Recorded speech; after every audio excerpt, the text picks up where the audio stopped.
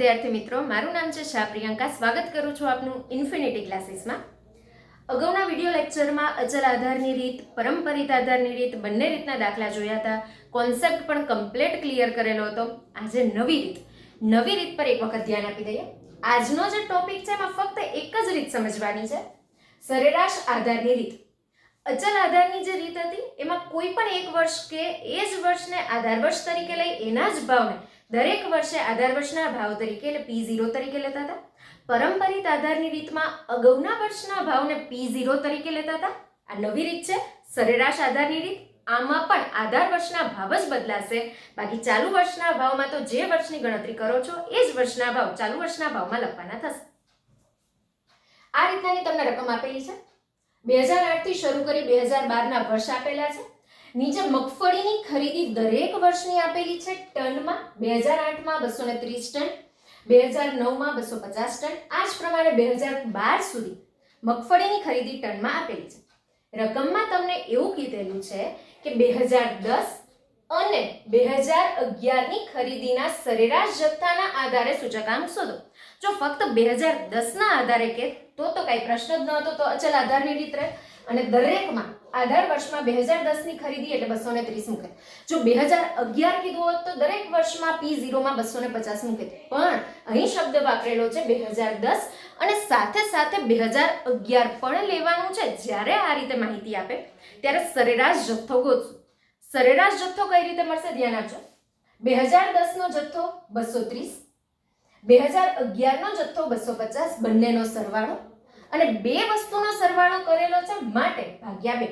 અહીંયા જો તમને એવું કીધેલું હોત કે 2010 થી 2012 સુધીના સરેરાશ જથ્થાના આધારે તો આપણે શું કરે, 2010 નો જથ્થો વત્તા 2011 નો જથ્થો વત્તા 2012 નો જથ્થો અને એને ભાગ્યા 3 કરે. જેટલી વસ્તુનો સરવાળો કરેલો છે ભાગ્યા એટલી વસ્તુ કરવાની થાય. 230 વત્તા 250 ભાગ્યા 2 એટલે સરેરાશ જથ્થો આવેલો છે 240. 240 ને આધાર વર્ષના જથ્થા તરીકે લઈ અને આખો દાખલો ગણવાનો છે.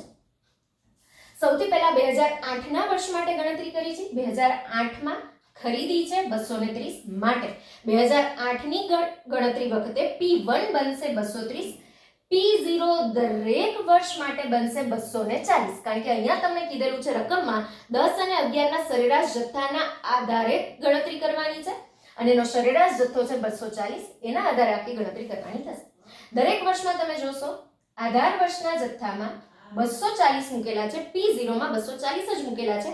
P1 માં જે તે વર્ષના જથ્થાને લેવાના થશે. 2009ની ગણતરી કરી. 2009 નો જથ્થો છે 250, P1 250, P0 અગાઉ ગણતરી કરેલ જ છે 240 ગુણ્યા 100, જવાબ આવશે 104.70. 2010 નો જથ્થો છે 230, P1 230, P0 240 ગુણ્યા 100 એટલે 95.83. અહીંયા સૂચકાંકમાં ઘટાડો થયેલ જોવા મળે છે.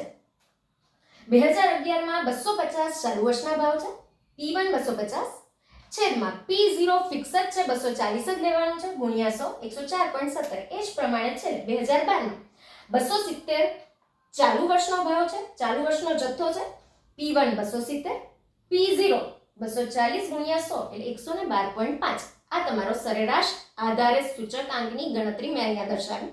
3 આધાર વર્ષ પસંદ કરવાની રીતના આધારે ગણતરી પૂરી કરેલ છે. અચલ આધાર, પરંપરિત આધાર અગાઉના દાખલામાં જોયું હતું, અગાઉના વિડીયોમાં જોયું હતું અને સરેરાશ આધારની રીત આ દાખલામાં આપણે જોયેલી છે.